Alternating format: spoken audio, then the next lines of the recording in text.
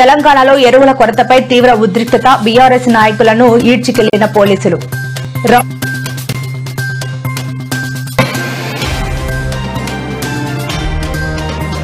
Rowdy sheeter Srikanth payroll కు సిఫారసు letter ఇచ్చిన టీడీపీ ఎమ్మెల్యే భవిష్యత్తులో ఇలాంటివి చేయని అని మీడియా ముందు వెల్లడి.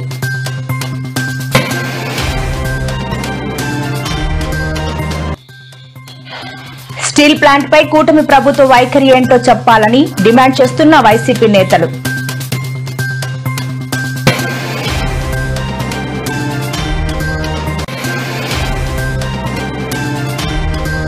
ఎవరు అడ్డొచ్చినా మూసి ప్రక్షాళన చేసి తీరుతాం స్పష్టం చేసిన తెలంగాణ మంత్రి శ్రీధర్ బాబు.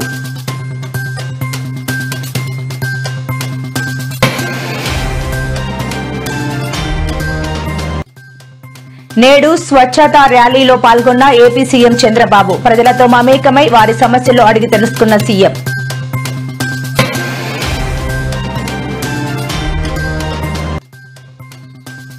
తెలంగాణలో కూకట్పల్లి బాలిక హత్య కేసును ఛేదించిన పోలీసులు. బ్యాగ్ చోరీకి వెళ్లి బాలికను చంపేశాడు అని వెల్లడించిన సిపి మహాంతి.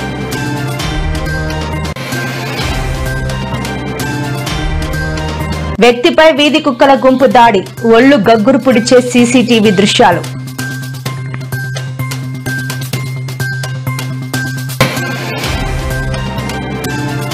గంగాధర మండలం మధురానగర్ చౌరస్తాలో రైతులు ఎదుర్కొంటున్న ఎరువుల కొరతపై చప్పదండి మాజీ ఎమ్మెల్యే రవిశంకర్ ధర్నా చేపట్టడానికి ప్రయత్నించారు. ఈ క్రమంలో పోలీసులు ఆయనను అరెస్ట్ చేసి స్టేషన్ కు తరలించారు. ఈ సందర్భంగా రవిశంకర్ మాట్లాడుతూ రైతుల కోసం రోడ్డెక్కితే అక్రమ అరెస్టులు చేయడం ఏంటి అని ఆగ్రహం వ్యక్తం చేశారు. రైతులకు ఎరువులు అందక ఇబ్బందులు ఎదురవుతున్న నేపథ్యంలో ప్రభుత్వం వెంటనే చర్యలు తీసుకోవాలని డిమాండ్ చేశారు.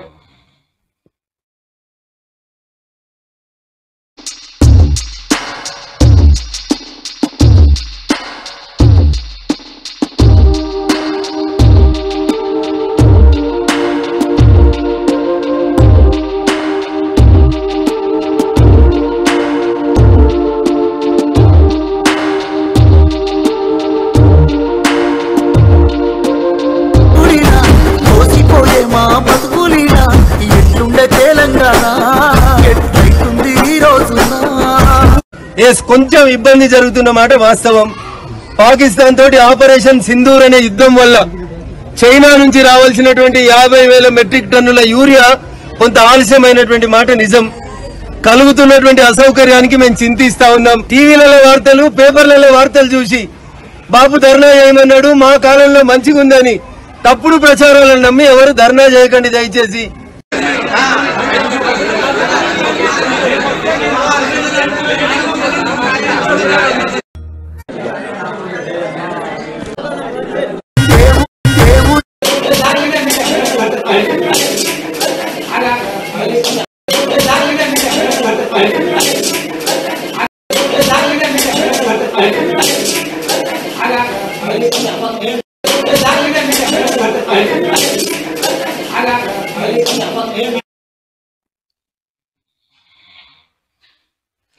రౌడీ షీటర్ శ్రీకాంత్ పేరోల్ వ్యవహారంలో వైసీపీ తమపై ఉద్దేశపూర్వకంగా దుష్ప్రచారం చేస్తోందని నెల్లూరు టీడీపీ ఎమ్మెల్యే కోటమిరెడ్డి శ్రీధర్ రెడ్డి మండిపడ్డారు.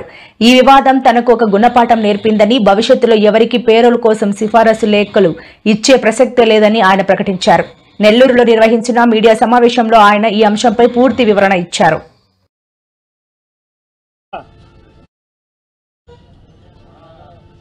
అందరికీ నమస్కారం. రాజకీయాల్లో ఉన్న వ్యక్తులు తక్కువ మాట్లాడటం, ఎక్కువ పని చేయటం ప్రజల కోసం, ఇది ప్రజల ఆకాంక్ష. ఆ ప్రజల ఆకాంక్ష మేరకి నేను ఎప్పుడు కూడా రాజకీయ పరమైన విమర్శల్లో తక్కువ మాట్లాడతా, ప్రజా సమస్యల పరిష్కారం విషయంలో ఎక్కువ మాట్లాడతా.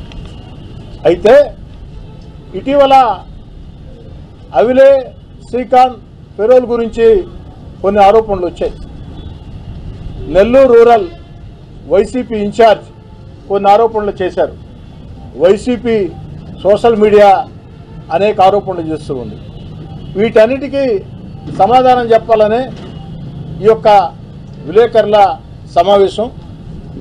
అవిలే శ్రీకాంత్ జైలులో ఖైదీలో ఉన్న యువకుడు, ఆ యువకుడికి పెరోల్ కావాలని వారి తండ్రి, వారి సోదరుడు నా వద్దకు వస్తే నేను ఇచ్చినటువంటి లేఖ, ఆ లేఖ ఇచ్చిన తర్వాత మేమిచ్చిన లేఖని తిరస్కరిస్తూ నేను గూడూరు శాసనసభ్యులు పాషం సునీల్ కుమార్ గారు, ఎందుకంటే ఈ కుటుంబం గతంలో నెల్లూరు రూరల్లో ఉండింది, ఇప్పుడు గూడూరులో ఉంది, అందుకని గూడూరు ఎమ్మెల్యే పాషం సునీల్ కుమార్ గారు నేను సిఫారసు లేఖ ఇవ్వటం జరిగింది. సర్వసాధారణంగా శాసనసభ్యుల వద్దకి ఏదైనా పని మీద వస్తే రకరకాల సమస్యల విషయంలో లేఖలు ఇస్తాం, దాన్ని అధికారులు పరిశీలించి నియమాలు నిబంధనలు సహకరిస్తే ఆ యొక్క పని చేసి పెడతారు. ఒకవేళ కాకపోతే ఏ కారణంతో కాదో మాకు తెలియజేస్తారు. ఇదే సర్వసాధారణం.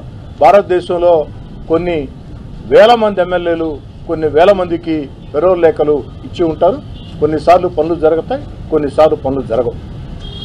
నేను గూడూరు ఎమ్మెల్యే సునీల్ కుమార్ గారు లేఖలు ఇస్తే జూలై 16వ తారీఖున, ఈ సంవత్సరం జూలై 16వ తారీఖున ఇద్దరు ఎమ్మెల్యేల లేఖని తిరస్కరిస్తూ అవిలేష్ శ్రీకాంత్కి నియమాల ప్రకారం పెరోల్ ఇవ్వలేము కాబట్టి మీరు ఇచ్చిన లేఖని తిరస్కరిస్తున్నారని చెప్పని ఈ సంవత్సరం జూలై 16వ తారీఖున అధికారులు నాకు, అటు గూడూరు శాసనసభ్యులు మిత్రుడు పాషం సునీల్ కుమార్ గారికి రాతపూర్వకంగా ఇచ్చిన సమాధానం.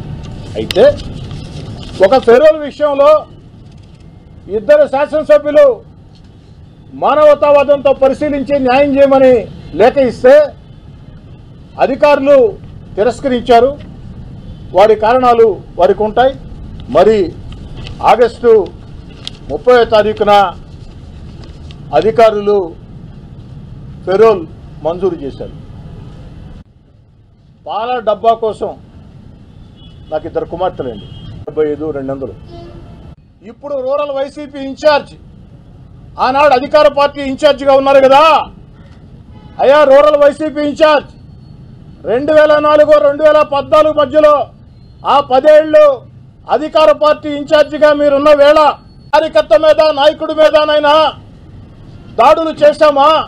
కాబట్టి నాకే కాదు, రాష్ట్రంలో ఉండే తెలుగుదేశం పార్టీ కుటుంబానికి చంద్రబాబు నాయుడు గారైనా, పవన్ కళ్యాణ్ గారైనా, లోకేష్ గారైనా స్పష్టంగా చెప్పారు. కాబట్టి ఎక్కడా కూడా చట్ట విరుద్ధమైన పనులు, ప్రతీకార చర్యలకి మేము పాల్పడం.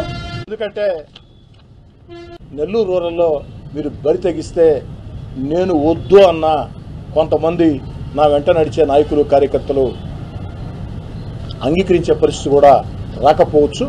దాన్ని కూడా కాస్త దృష్టిలో ఉంచుకోండి.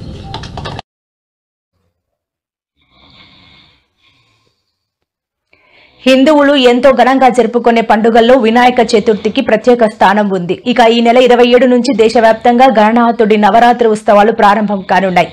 మండపంలో కొలువు తీరడం కంటే ముందే ఈ విగ్రహం ఎంతో మంది భక్తుల మది దోచుకుంది.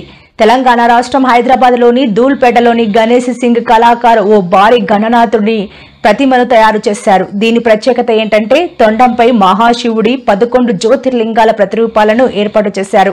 ఈ విగ్రహాన్ని చూసేందుకు 2 కళ్ళు చాలవంటే నమ్మండి, అంత బాగున్నాడు వినాయకుడు. మరి ఇంకెందుకు ఆలస్యం, మీరు కూడా ఈ వీడియోను చూసేయండి.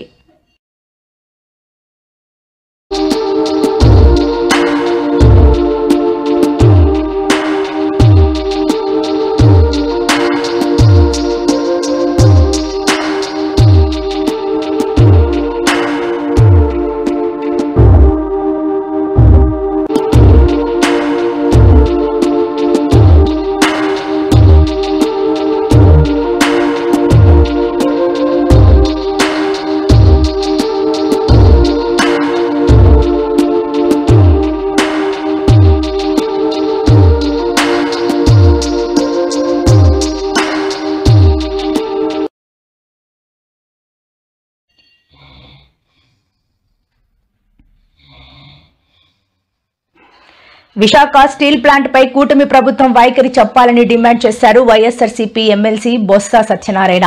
రాష్ట్రంలో దివ్యాంగులు ధర్నా చేస్తున్నా పట్టించుకోవడం లేదు. అసలు కూటమి ప్రభుత్వానికి మానవత్వం ఉందా అని ప్రశ్నించారు.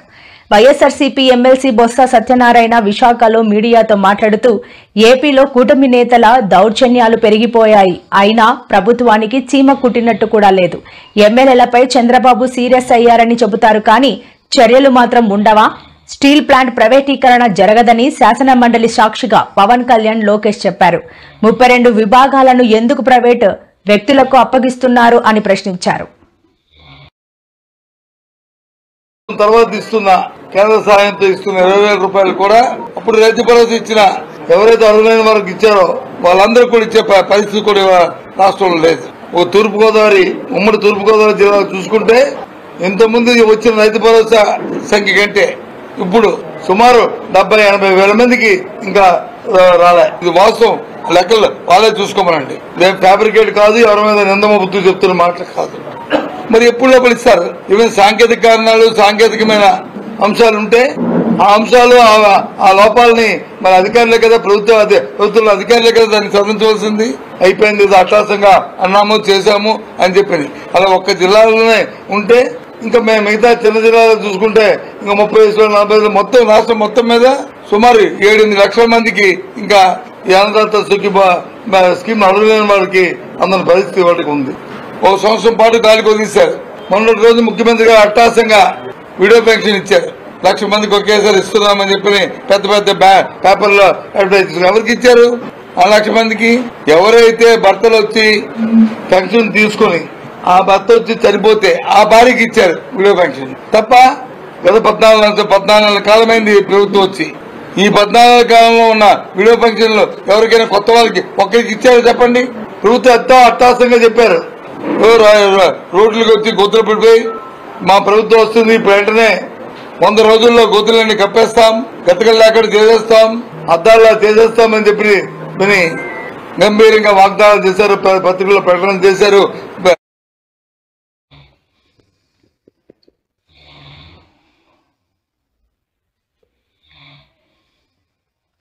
ఏపీ సీఎం చంద్రబాబు నాయుడు ఢిల్లీలో పర్యటిస్తున్నారు. ఆయన తన పర్యటనలో భాగంగా వివిధ కేంద్ర మంత్రులను కలిసి రాష్ట్రానికి రావాల్సిన నిధులు, వివిధ అంశాలపై చర్చిస్తున్నారు. ఈ క్రమంలో ఉపరాష్ట్రపతి ఎన్నికల్లో ప్రతిపక్షాల అభ్యర్థికి మద్దతుపై కీలక వ్యాఖ్యలు చేశారు. ఈ సందర్భంగా సీఎం మాట్లాడుతూ మేము ఒక కూటమిలో ఉన్నాం, మేము మరొక అభ్యర్థికి మద్దతు ఇస్తామని ప్రతిపక్షాలు ఎలా ఆశించగలవు? తెలుగుదేశం పార్టీ తెలుగు సమాజం కోసం ఎన్డీఏ కూటమిలో చేరింది.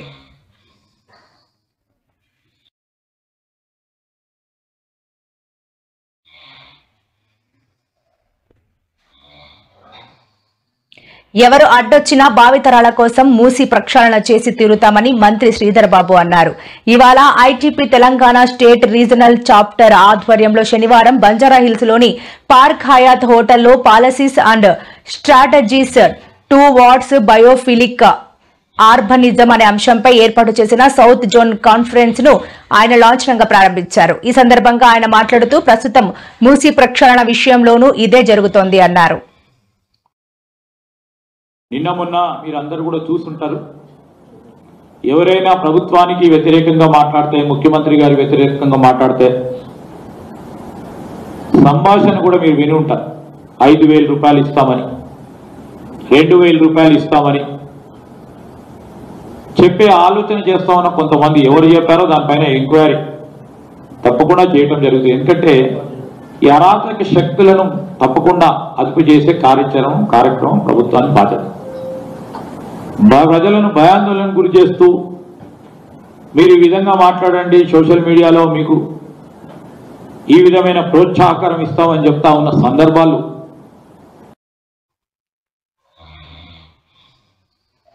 కాకినాడ జిల్లా సైదాపురంలో పర్యటిస్తున్న సీఎం చంద్రబాబు అక్కడ ఏర్పాటు చేసిన స్వచ్ఛతా ర్యాలీలో పాల్గొన్నారు. అందరినీ పలకరిస్తూ ముందుకు సాగారు. వారి సమస్యలు తెలుసుకుంటూ అవసరమైన చర్యలను చేపట్టాలని అక్కడికక్కడే అధికారులను ఆదేశించారు. చంద్రబాబు పెద్దాపురం పర్యటనలో ఆసక్తికర సన్నివేశం చోటు చేసుకుంది. స్వచ్ఛతా ర్యాలీలో భాగంగా ఇంటి గేటు లోపలి నుంచి చంద్రబాబుకు అభివాదం చేశారు.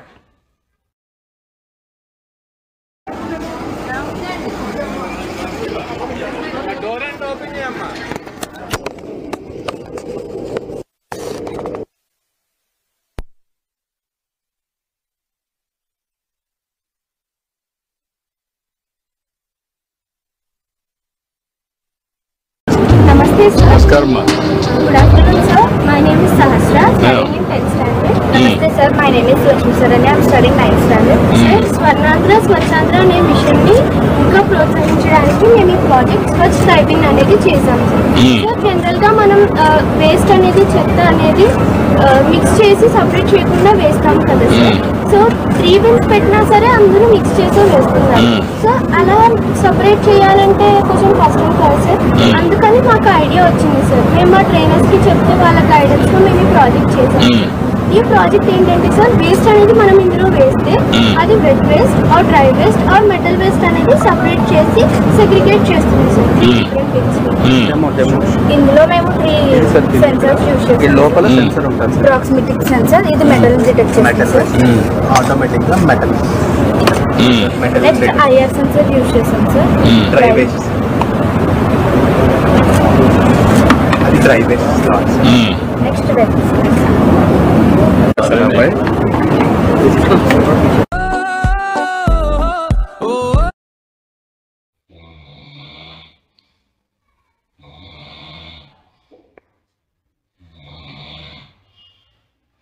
తెలంగాణలో తీవ్ర చర్చనీయాంశమైన కూకట్పల్లి బాలిక హత్య కేసును పోలీసులు ఛేదించారు. బాలిక ఇంటికి సమీపంలో ఉన్న బాలుడే ఆమెను హత్య చేసినట్లు ప్రాథమికంగా నిర్ధారించారు. కేసు వివరాలను సైబరాబాద్ సిపి అవినాష్ మహంతి మీడియాకు వెల్లడించారు. క్రికెట్ బ్యాట్ చోరీ కోసం వెళ్లిన సమయంలో బాలికను చంపేసినట్లు పేర్కొన్నారు. విచారణ సమయంలో బాలుడు తప్పుదారి పట్టించాడు. మొదట బాలిక ఆరోపులు వినిపించాయని అన్నాడు, కానీ అందులో వాస్తవం లేదు. హత్యకు వినియోగించిన కత్తిని స్వాధీనం చేసుకున్నాం. బాలుడికి బ్యాట్ నచ్చడంతో దానిని చోరీ చేసేందుకు వెళ్లాడు. ఇంట్లో ఉన్న బాలిక అతడిని అడ్డుకుంది. దీంతో కత్తితో దాడి చేసి చంపేశాడు అని సిపి వివరించారు. నేబరింగ్ ఇల్లులో ఉన్న ఒక 14-year-old అబ్బాయి, he was found to have committed ఆ మర్డర్ని. బేసికలీ ఆయన ఏం చేశాడంటే, వాళ్ళ ఇల్లు దగ్గర ఉంటుంది. సో వీళ్ళ టెర్రస్ నుంచి వాళ్ళ టెర్రస్ వరకు వితౌట్ ఎనీ ప్రాబ్లం వెళ్ళిపోవచ్చు, దూకి వెళ్ళిపోవచ్చు. సో ఆయన ప్రకారం ఆయన దూకేసి అక్కడ వెళ్ళి ఒక క్రికెట్ బ్యాట్, వాళ్ళ ఇంట్లో ఒక క్రికెట్ బ్యాట్ ఉంటుంది, ఆ క్రికెట్ బ్యాట్ దొంగతనం చేయడం అని, అది ఆయన దగ్గర పెట్టుకోవడం అని అనుకొని వెళ్ళాడు. సో అది వెళ్తప్పుడు అక్కడ అది బ్యాట్ తీసుకొని బయటకు వస్తప్పుడు ఆ పాప హ్యాస్ సీన్ హిమ్. చూసినాక వెంటనే అరిచింది. అరుస్తే ఈయన భయపడి ఇమీడియట్లీ ఆమెకి అక్కడ ఇంట్లో బెడ్రూమ్లో తోసేసి అక్కడ ఆయన ఒక నైఫ్ పట్టుకు వెళ్ళాడు. సో ఆ నైఫ్తో హీ స్టాబ్డ్ హర్.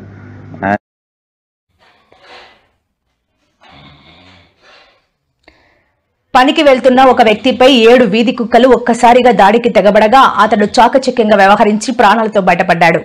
ఒళ్ళు గగ్గురు పురిచే ఈ ఘటన మహారాష్ట్రలోని పింప్రి చించావాడ్లో చోటు చేసుకుంది. ఈ ఘటనకు సంబంధించిన దృశ్యాలు సమీపంలోని సీసీటీవీ కెమెరాలో రికార్డ్ అయ్యాయి. వివరాల్లోకి వెళ్తే శనివారం తెల్లవారుజామున 5 గంటల సమయంలో ఈ సంఘటన జరిగింది.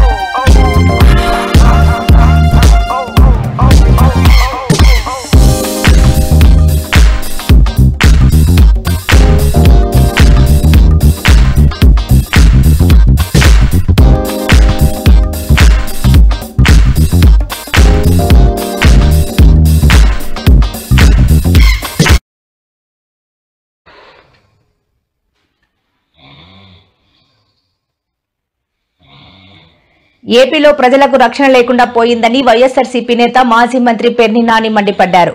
టీడీపీ గూండాల దాడులు తారాస్థాయికి చేరాయన్నారు. అబ్బయ్య చౌదరిని చంపాలని చూస్తున్నారు. ఇప్పటికే అబ్బయ్య చౌదరి ఆస్తులను ధ్వంసం చేశారు.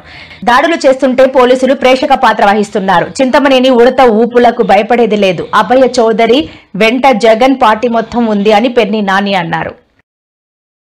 రాజ్యహింస చేయటంలో మొదటి ర్యాంకులో ఉండటం అనేది కేవలం దెందులూరు వాసులే కాదు, ఈ ఏలూరు జిల్లాలో ఉన్నటువంటి ప్రతి ఒక్కరూ కూడా ఇవాళ విచారించాల్సినటువంటి విషయం. వెనకటికి 2009కి ముందు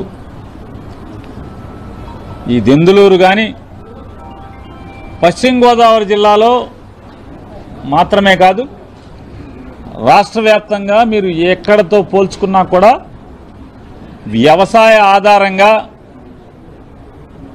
మట్టిని నమ్ముకున్నటువంటి మనుషులు తప్పితే మరొకరికి అవకాశం లేనటువంటి ఈ దెందులూరు ప్రాంతం ఇవాళ రౌడీజానికి, కిరాయికి